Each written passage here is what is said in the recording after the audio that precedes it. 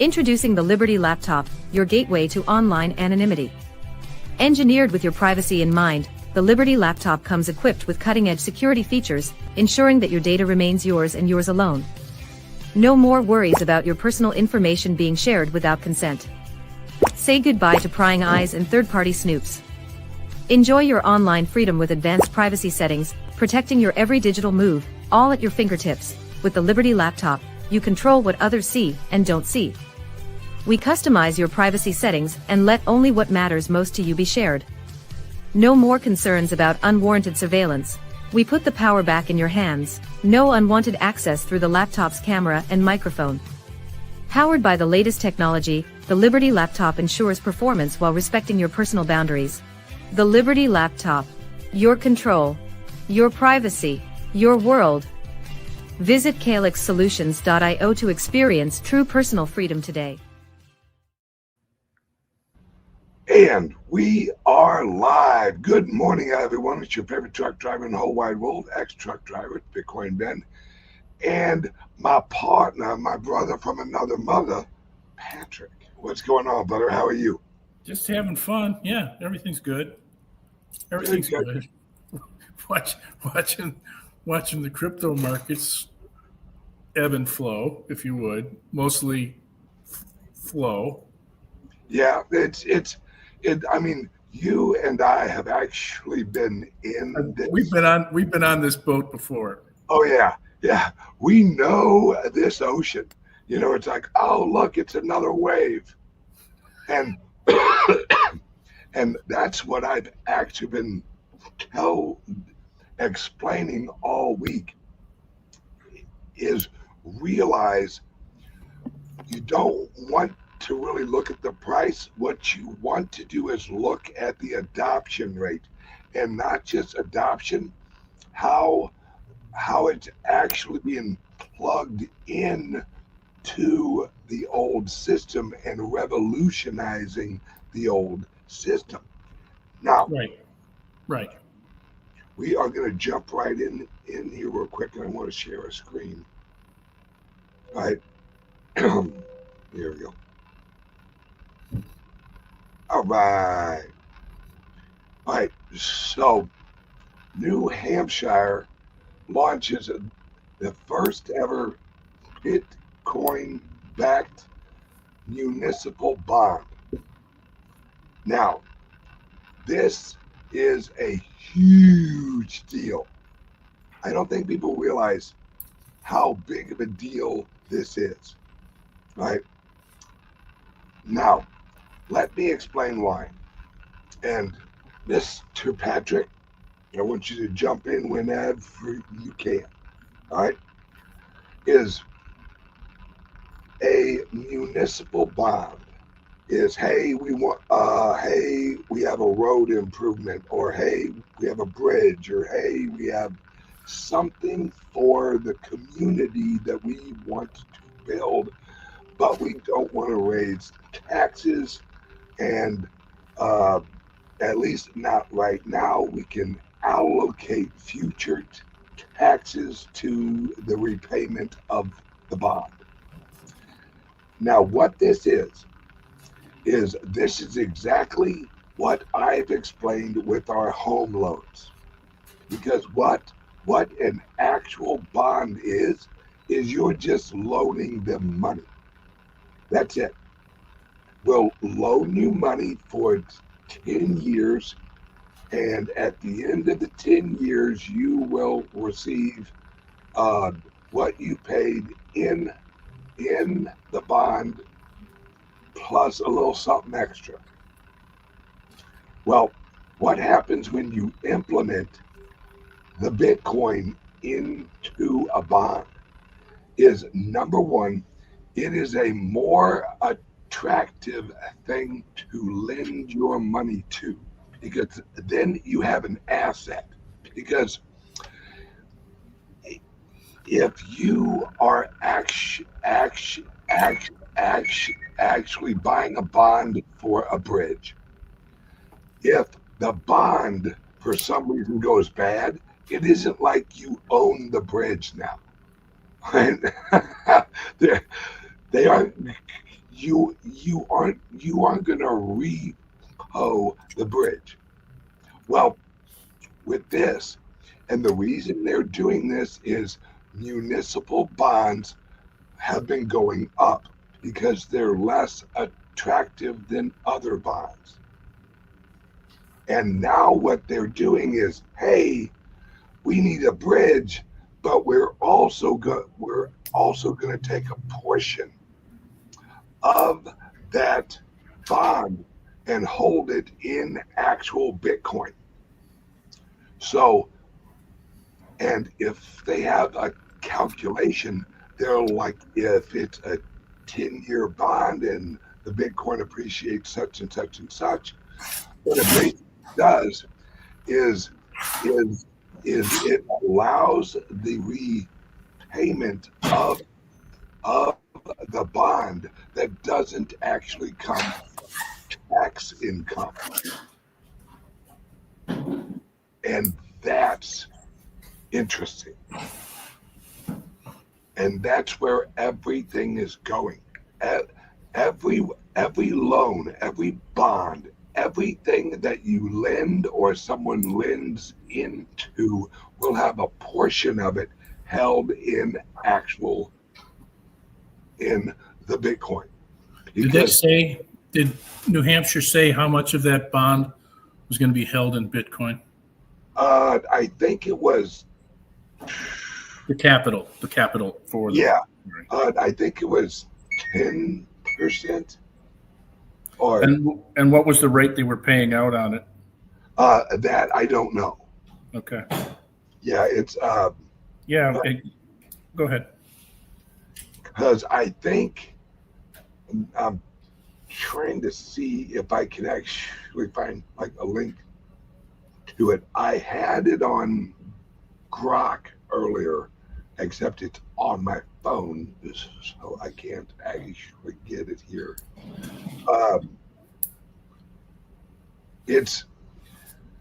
I'm pretty sure they're offering a lower interest rate because it has an asset linked with it, and it only really makes sense if they would offer a lower interest rate with the security of them holding the Bitcoin.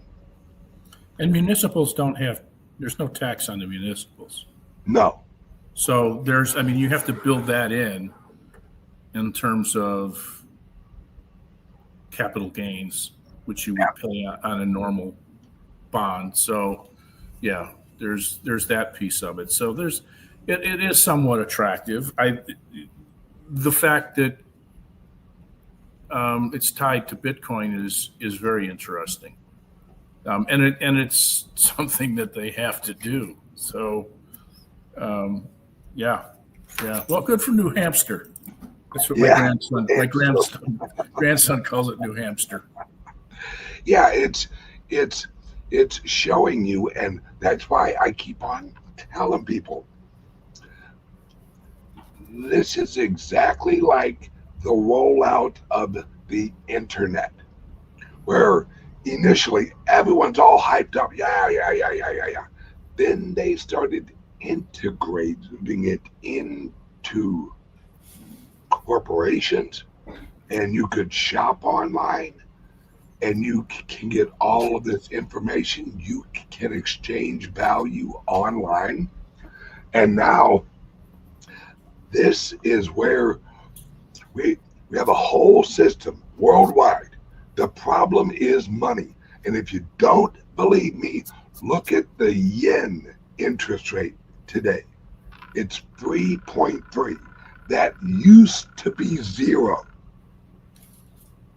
And everyone would actually borrow yen and head out and invest that yen into something else, which had a higher interest rate.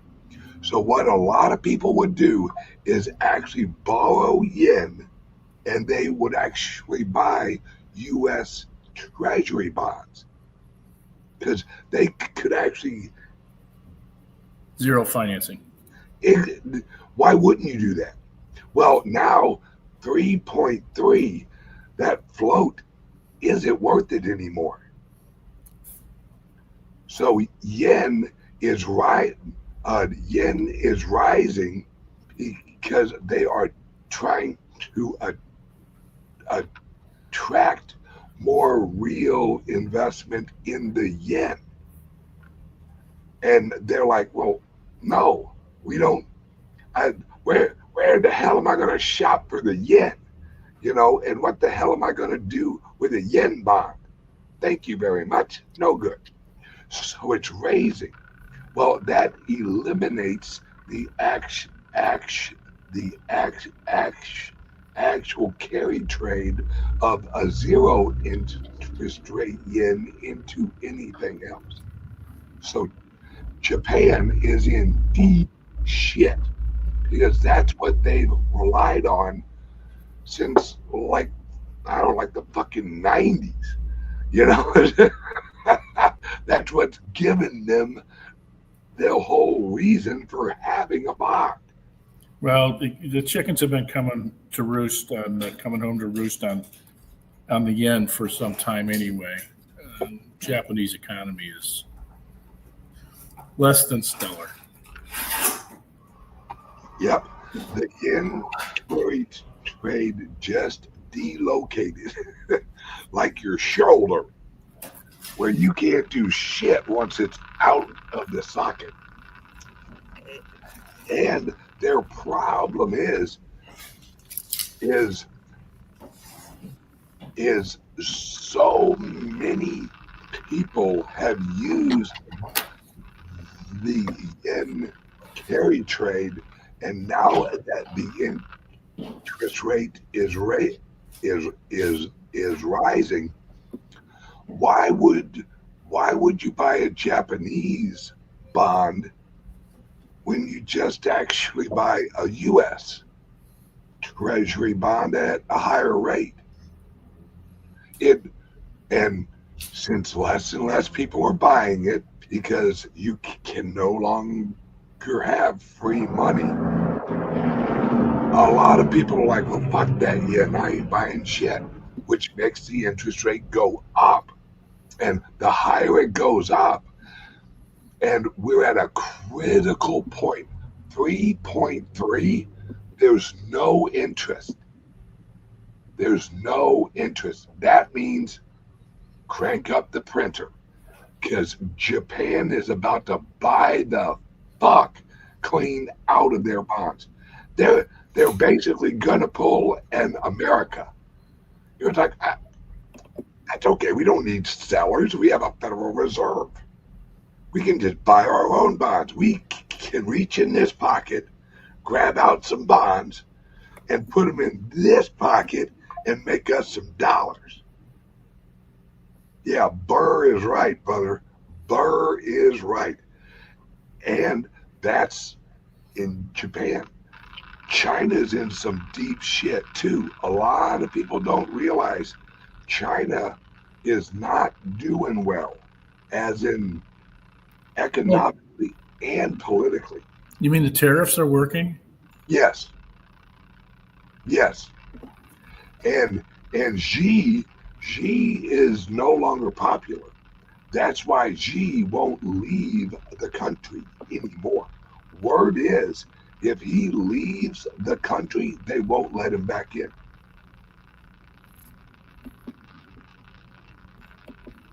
Guys, shit's getting crazy. I saw a text on Telegram, one of the group chats I'm in, of a translated Chinese article that basically said China's only hope is Bitcoin. And don't think China don't have no Bitcoin. They do. They have been a kid, them, and they have actually been getting it from an exchange in Australia and an exchange in in South Korea, and they're doing what everyone else is doing. They're just nibbling at the edges because China plays the long game. They're like, yeah, we can kind of bluff our way through this. No.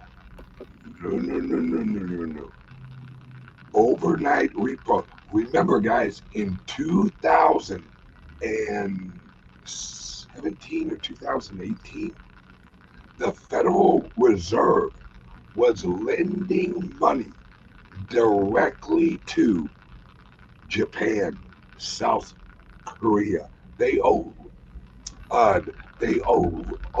up currency swaps for all of these fucking countries, which means, hey, we'll take your useless money and we'll give you our useless money. That'll fix it. Yeah. It's just, I don't think people realize there is no other option. Because I think it was last week or the week before, there was a large a large shipment of gold that they found half of it wasn't all gold. It was what do they call it? Tungsten. Half of it was fucking tungsten, and they're like, and it was shipped from and they wouldn't name the source. It was shipped from a reliable entity. Not anymore. Not anymore. Exactly. And I think it was shipped from London. And, well, shipped probably out of Perth on London books. You know, it's like, hey, ship them some gold, will you? Yeah, sure. You know, the special gold. Yeah. Yeah. And the thing is, you can only do that once, right? Well, the insider said that that the entity that shipped it asked them to not report the incident because it would lead to confusion in the market. Oh, there's no confusion. No, there's no confusion. There's no confusion. No. You're shipping fake shit. There's no confusion there. You're a scammer. You're a scammer. Exactly. Yeah. And this is the world we're moving into. Sure. Right? Because the problem with gold is you can't verify it right on the spot. Right. When someone ships you gold and you receive it, then you verify it and go, oh shit, half of it's fake.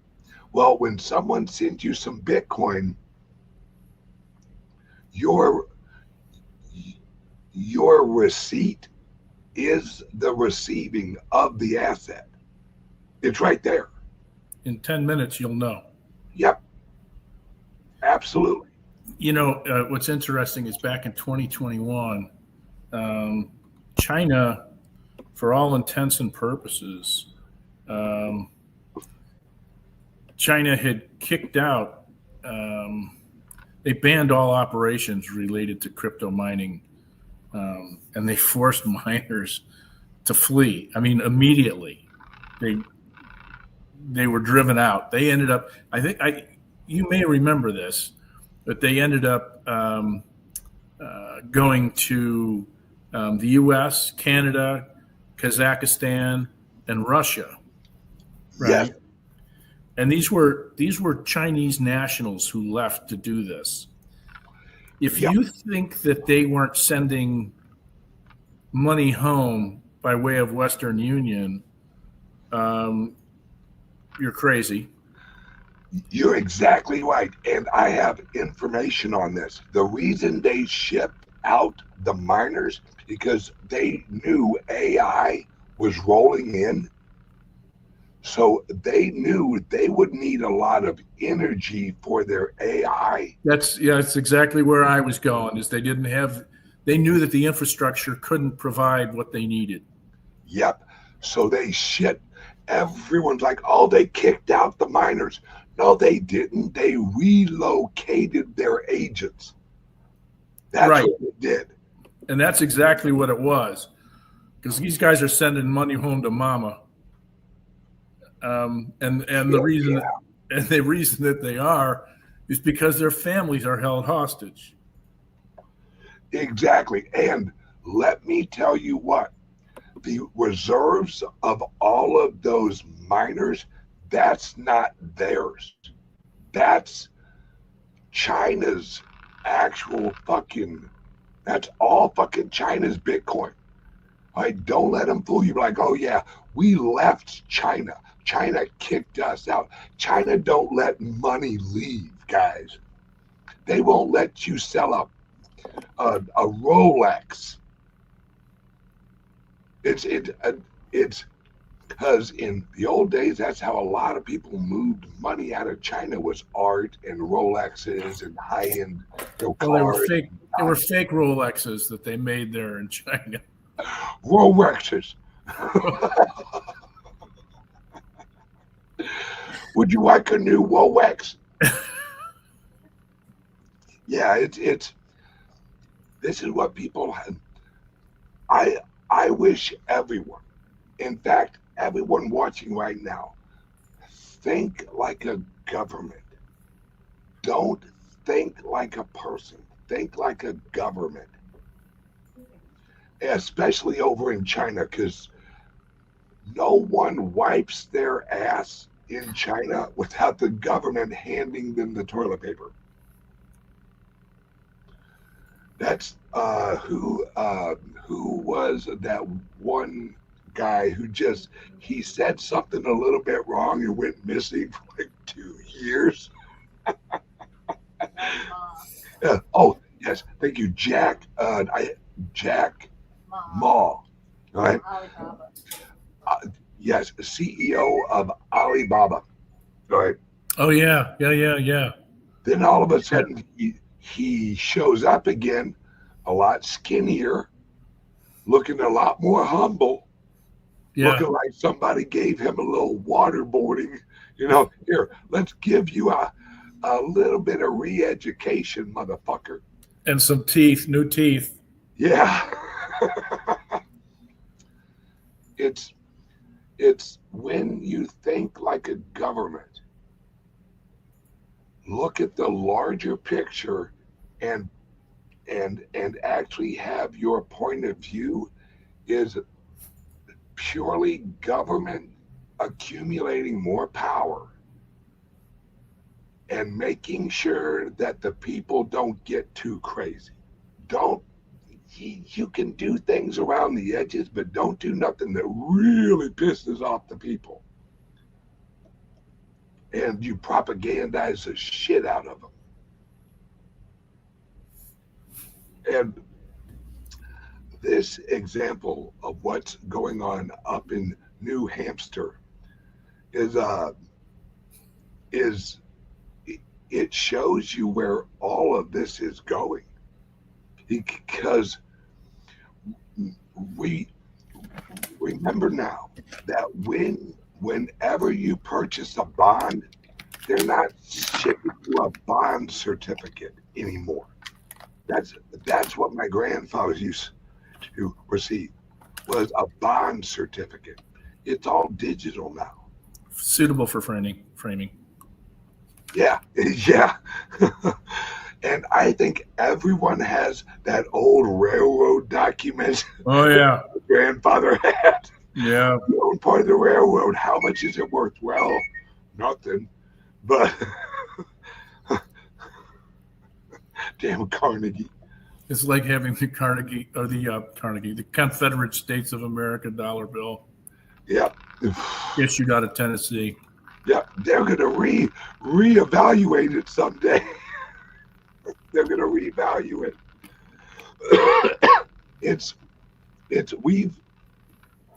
We're reaching a level of adoption. On yesterday's show, I brought up Harvard's endowment's largest holding is Michael Saylor's shares. Why is that? These are not stupid people. Not hedge fund. The people who work at these endowments as the investing advisors. Oh, you're saying that they've invested, that their largest holding is in MicroStrategy. Yes. Okay. Yep. I didn't understand that. Okay. Yeah, no, that makes perfect sense. And we've talked about this before. I mean, and I've had guys get in touch with me and tell me that has paid off in spades. Yes. This is not financial advice, by the way.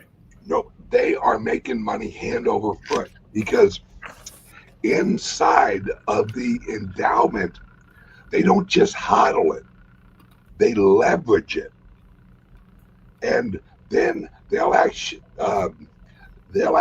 go out and purchase it. And then that is their hold. Then they'll actually go out and actually purchase futures and they're shorted. And that's what they get that little gap for accumulates into more shares. Because they don't want cash. Because an endowment, if it's holding cash, it's just like us. It's losing value. And they know it. So they're holding it in his shares because they know where his shares, I think one of them pays 10.5%. If you want to replace the Social Security, or here's a great example, insurance companies. Insurance companies would slit their mother's throat for 10.5%. They're used to living on about 7. Well, they take a policy out on mom first. Well, yeah, I mean, that just makes sense. You kind of got to front run your murder, you know? Because if you're going to kill her, might as well make a little juice off of it. And that's why the last month and a half, Michael Saylor's been buying like 400 or 600 or 300 Bitcoin each week. And everyone's like, well, what the hell is that all about? Why is he buying? So then all of a sudden, 8,100 Bitcoin, boom, in 1 week. Yeah. What changed? He actually received a credit rating for his company and his shares. And although it wasn't a super great one, which was absolutely bullshit, he has pristine collateral, and he's over capitalized, I think like 8%, or I'm sorry, 8 times over collateralized. That means he owns 8 times more than he owes. He has a good credit score. Right. Well, how they rated him was they actually did not include the amount of actual Bitcoin he holds as an asset, which is completely stupid. But it's property. Why is it not considered an asset? They said it wasn't proven out yet as a viable asset, which is complete horseshit. All right. Oh, now, really? So these guys are waiting on Gary Gensler to come back. Oh, they definitely are. And if you look at how they phrased it and how they worked, they know if they would have rated him accurately, he would have had a higher score on his bonds than the federal government does. Yep. And that's because he has more assets than he has liabilities. The federal government has less assets than they do liabilities.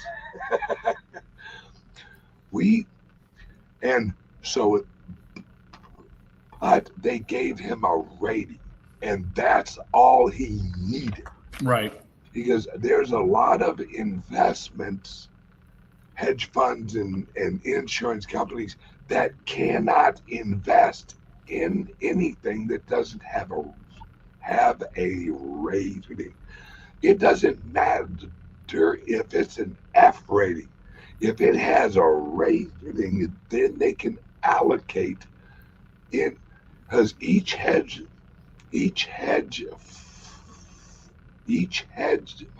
fund or endowment has a certain percentage that they can hold. Half is in A rated, and eighth is in I don't like B and C and D. But as it's lower rating, it's a smaller allocation because of risk. But now that he has the rating, and as soon as they pass the Clarity Act, they can reevaluate his assets. That's why he sold so many this week, because as soon as he had that rating, there was a lot of people sitting on the sidelines. You got 10%. You got 10.5%. I'll take that. I mean, retirement plans alone are like 10.5%. There are retired people right now jumping up and down, living off of 10%. Think about that. If you have $1 million retirement fund, that's $100,000 a year, letting it sit there. That's $8,000 a month. That's $8,000 a month. I don't know many retired people that wouldn't love to have that. And that's why and Michael Saylor, we've all heard the little whispers and shit. Michael Saylor is going to open up as a bank. He will open up a fucking huge bank. And as soon as he does, bye-bye JP Morgan. Because he'll have more assets on hand than JP Morgan. And that's why Jamie Dimon, all of a sudden, he's like, no, I love Bitcoin. Yeah, I was a little bit wrong about it. Hell, well, yeah, just a tad. Yeah, publicly, I said I hated it, but we were buying the shit out of it, guys. Oh, yeah. Our bad. That was a lack of communication. Yeah. I mean, what have you seen this week that's like really kind of caught your attention or something? And I don't care if it's actual Bitcoin or it's geopolitical or whatever. What really hopped on your radar? Well, we had a Cloudflare incident just a little one. Yeah. They're the statement that came from them was that it was an internal service degradation, but it affected some pretty significant sites. So I'm not quite buying it. I haven't talked with Austin about it, but because there hasn't been full disclosure. It impacted us because we use them for security purposes. We have some of their stuff, and so it brought us down until about, I think, 11 o'clock in the morning. But it's the bigger folks that ended up really getting nailed with that. Twitter, True Social, Coinbase, Yes. blockchain.com, Ledger, BitMEX. So, and Kraken reported that they had some things, but they were able to work around it. So before anybody else.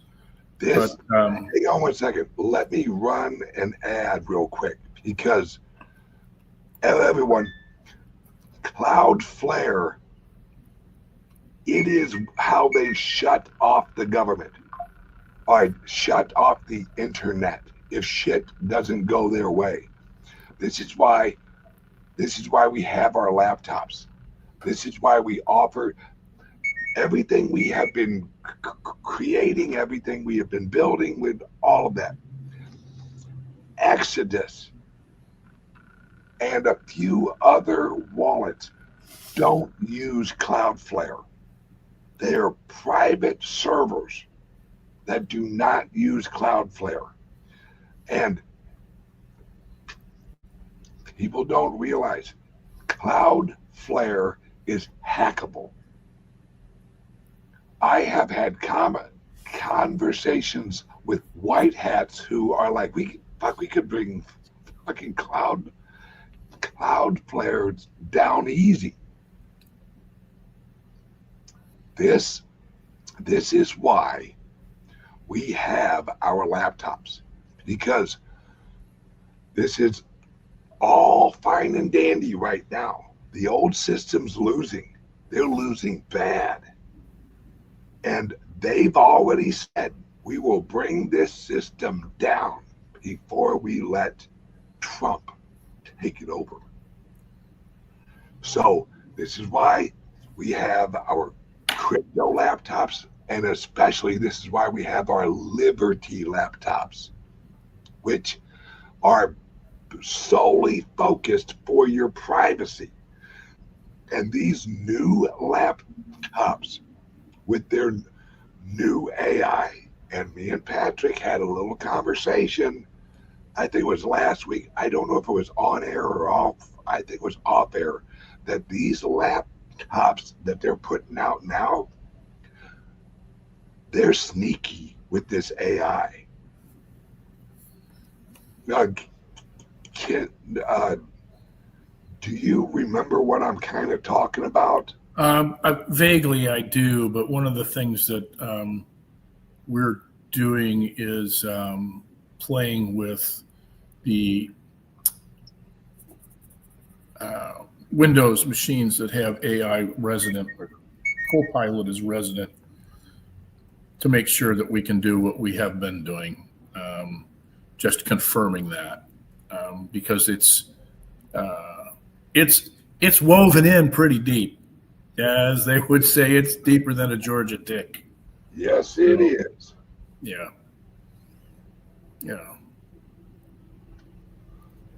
Oh yeah, it's absolutely.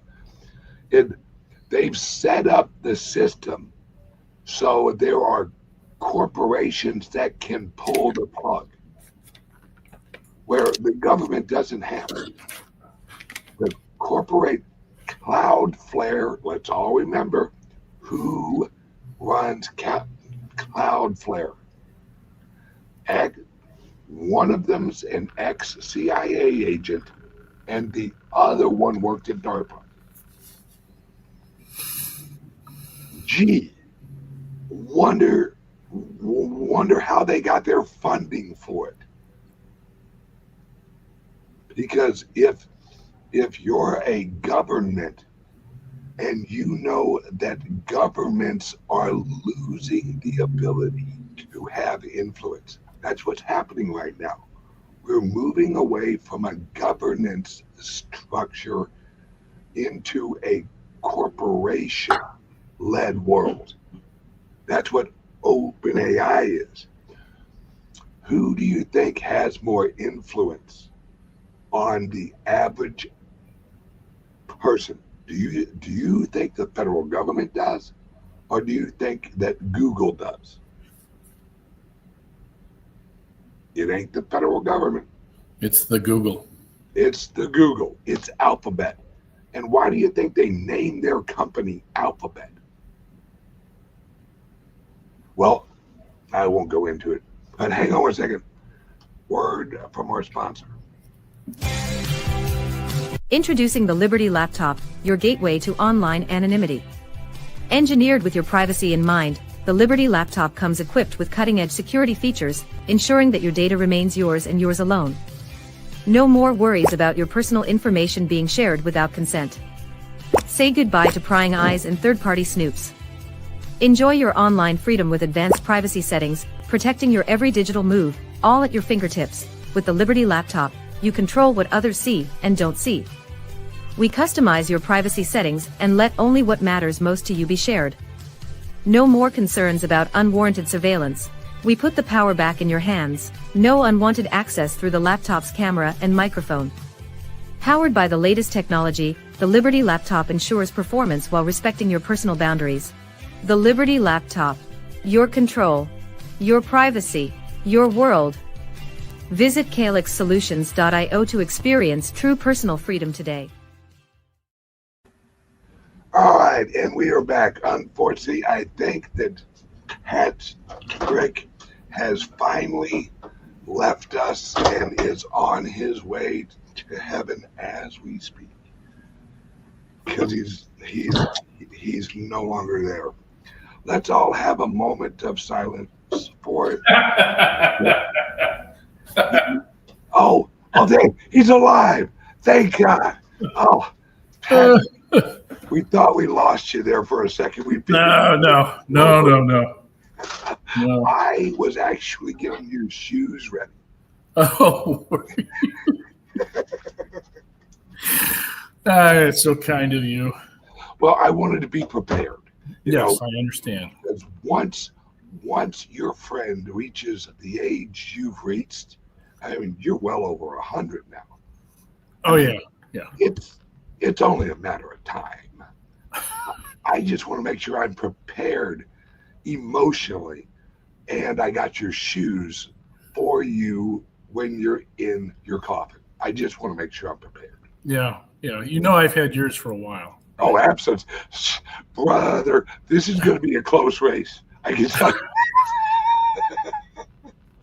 What? Wouldn't it be weird if we died on exactly the same day? Who did that? I think it was, didn't Jefferson and Adams die on the same day? Mm-hmm. Yeah. Wasn't it July 4th? I think it may have been. Yeah, I think they both died on July 4th, like 1781. No. Mr. Wolfang. What happened? A new shoe line called Casket Kicks. Yeah. You know that would sell.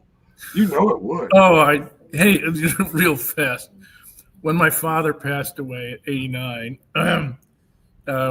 we buried him with his slippers on because he loved those damn things.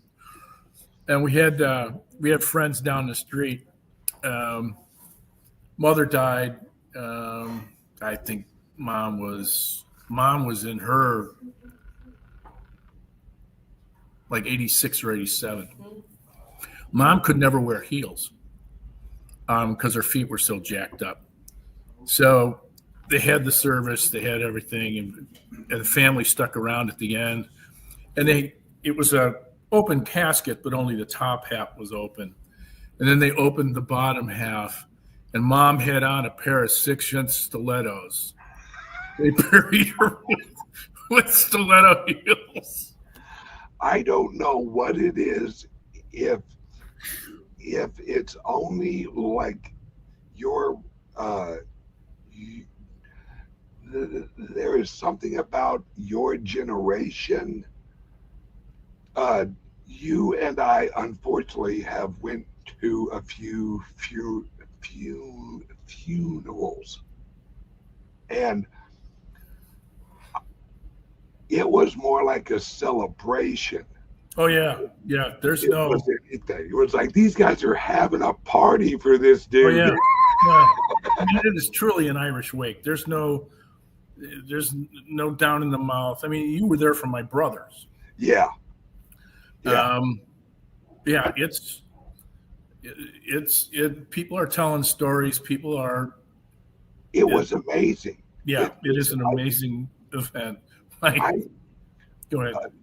When I was heading up there to actually go to your brother's funeral, I was feeling rough. I was like, damn, this is rough.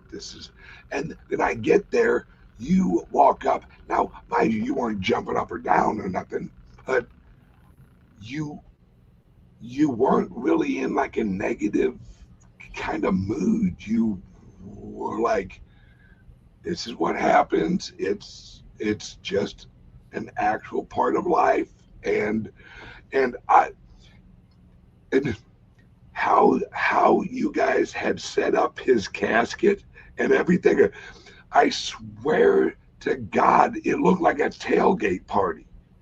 I'm sitting there like, holy cow, this guy's going out in a bang, Yeah, there was a floral arrangement. He was a Cubs fan. And yeah. There was a floral arrangement that had the Cubs logo there, and there was another floral arrangement. And some of it was very nice and appropriate. I mean, it was the decorum you would expect, but somebody had to do something with the Cubs theme just because he was that big of a fan. Yeah. Yeah. And Daddy-O, there was no booze there. Now, afterwards, maybe, but there was no booze there. We don't, that doesn't happen until later. Yeah. And I actually showed up and I went in there and I saw like the environment, and I literally thought to myself, I wouldn't doubt if someone cranked up a barbecue pit right now. How do you like your burgers? Yeah, it was, that's the way I was raised. That's the way it goes. I mean, and I understand because my wife went to her first wake. One of my aunts died, and she was appalled. Was the way that she was appalled at the behavior. That there was no somber. There was no. It seemed like it was irreverent, and I said, no, that's the furthest thing from it. I mean, we were celebrating her life, and as crusty and as mean as she was, because that aunt was, she was. I believe the phrase is meaner than a shithouse rat. She was special. She was old, cantankerous, and mean. She spit nails. But I mean, people were telling stories about her, and it was an event, and so she got used to it. And then I think it was 2 or 3 funerals later, my sister's boy, the oldest of hers, may have been 4 years old, and it was the first funeral he had gone to, and it was a big room, lots of people there, and all of a sudden he yells across the room to my sister, "Hey, Mom, who's the guy in the box?" And the place erupted. 4-year-olds, man. The place erupted with laughter, and I mean, only in an Irish wake would that happen. Yeah. Well,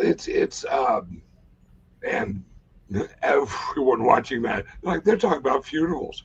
It's all relative. I mean, you and I, we have a we have what we do, we have our business, we have all this shit going on. At the end of the day, it's you're here for for a limited amount of time. Unless AI and robotics fucking take over, then all of the elites are going to live forever and just leave us Sure. here on Earth. Sure. And but it's all relative, you know. It's and I mean, life is about learning, and what I've realized is life is really about you learning you. Very It's much. it's Yeah. it is very you centric because you know what you've done, you know what you haven't done, you know the good, the bad, the ugly, all of it, and it's really a search for happiness and a search for actual meaning, and it's very interesting.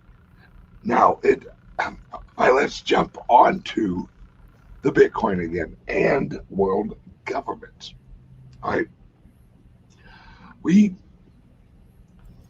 we have information now on what Europe and the BBC was actually doing and who all was involved, and showing that the BBC received over the years almost, God, what was it, like $400 billion from U.S. aid, and it really kind of shows you the whole system, the whole global system, and how anti-American, and when I say American, I mean original American constitutional government structure, how anti that they are.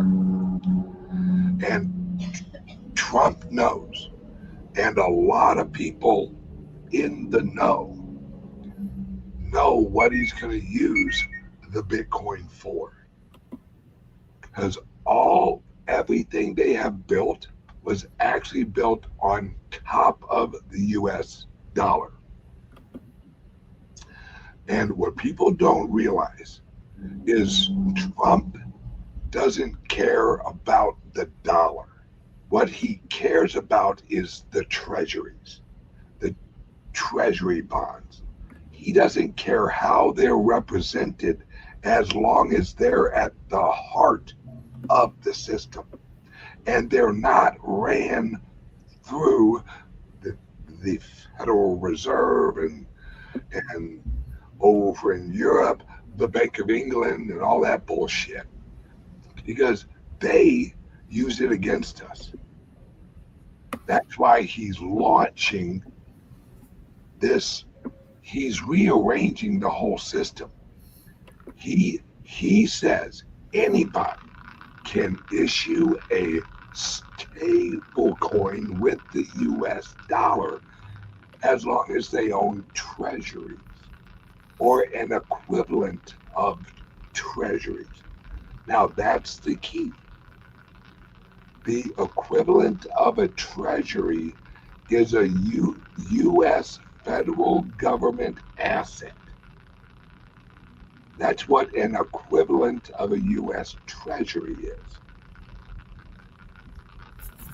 That means anyone who owns treasury bonds or owns a bunch of Bitcoin, because if it's a reserve asset for the federal government, then it is a treasury equivalent under the treasury laws.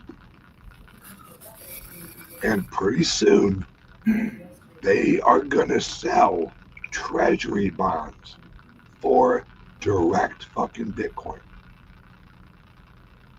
Watch for it. It's coming. So is Tether going to have to hold? Yep. They are the 18th largest holder of U.S.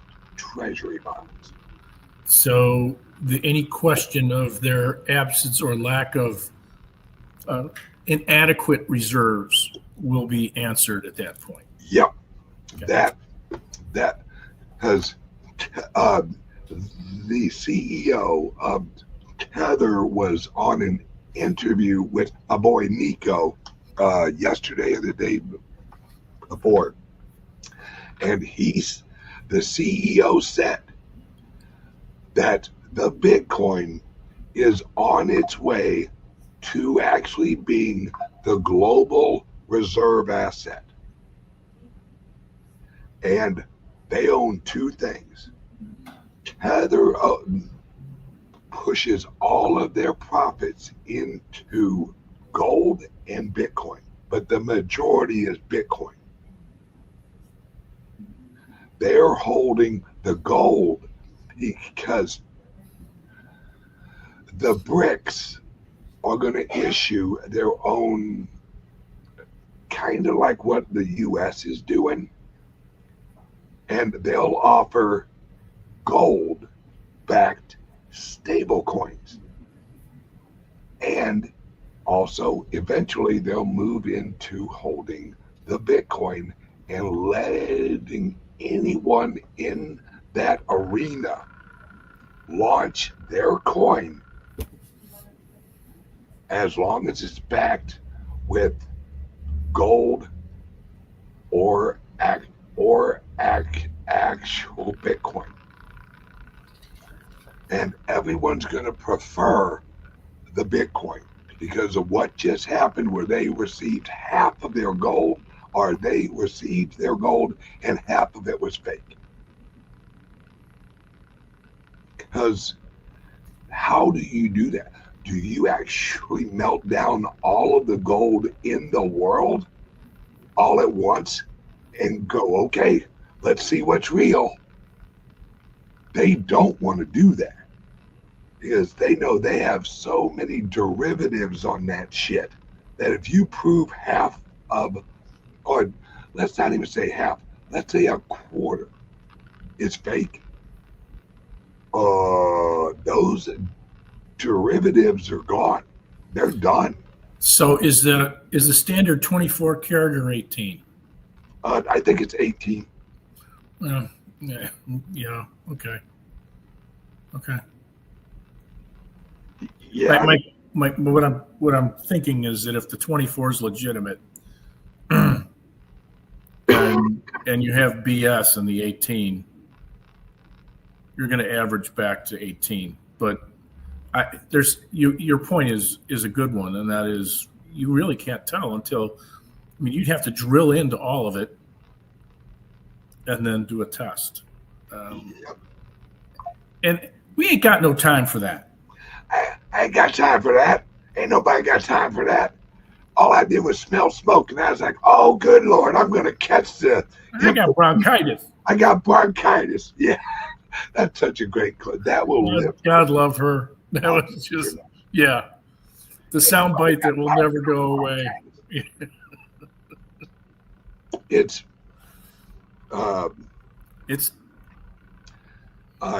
Carrie. Oh, let me see. Let me verify.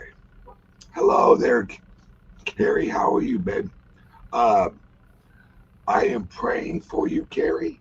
And I am sure if anybody's going to kick the shit out of cancer, it's going to be you, girl.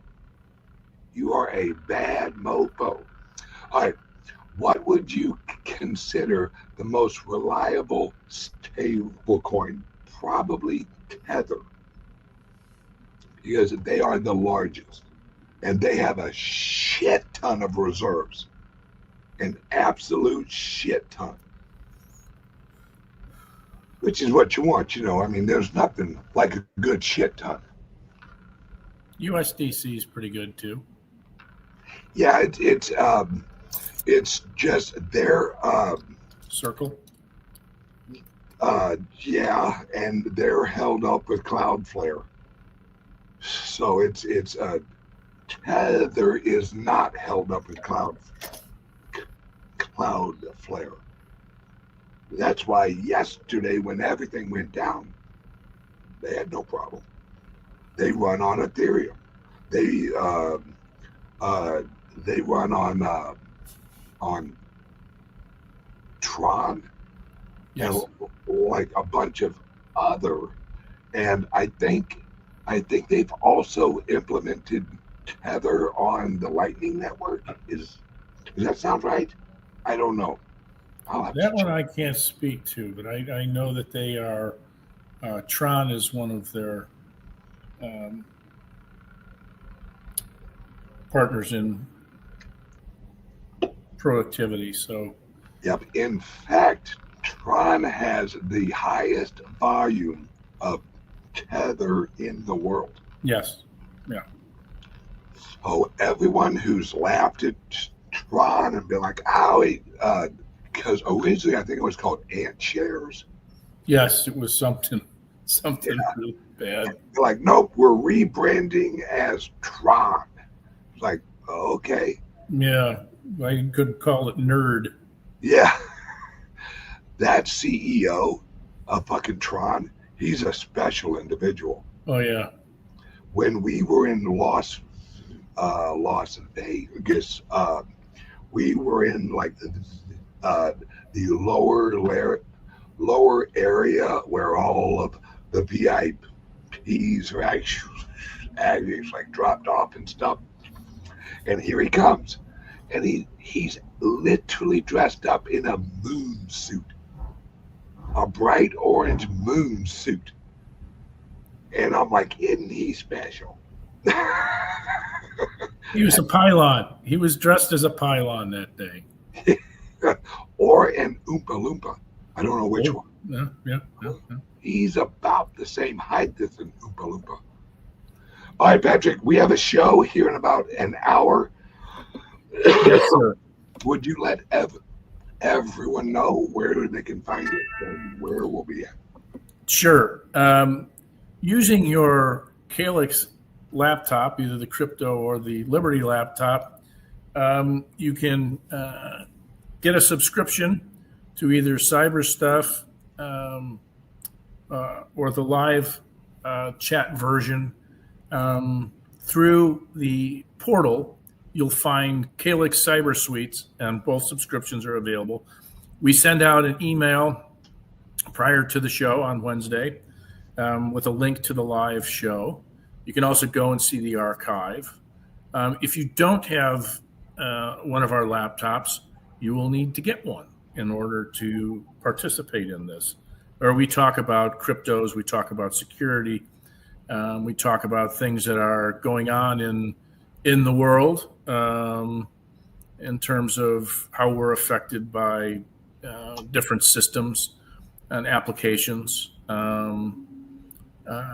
So it's a good discussion, and it's some really solid information. So feel free to join us. Again, that's through our website, calixsolutions.io. If you have the laptop, you would go to the portal, log in, and then go to CALIX Cyber Suites. Yep, and wherever you're watching, there should actually be a link to our show, our website, right under here. You just go under there, you click it, and it actually takes you right to our website. And I'm sure today we are going to talk a little bit more about Cloudflare and how interesting that was.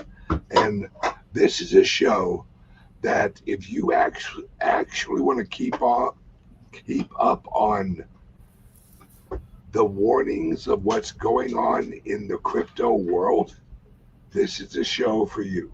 That's exactly what Patrick does is he looks out there and he looks around and he was like, okay, what's going on security wise?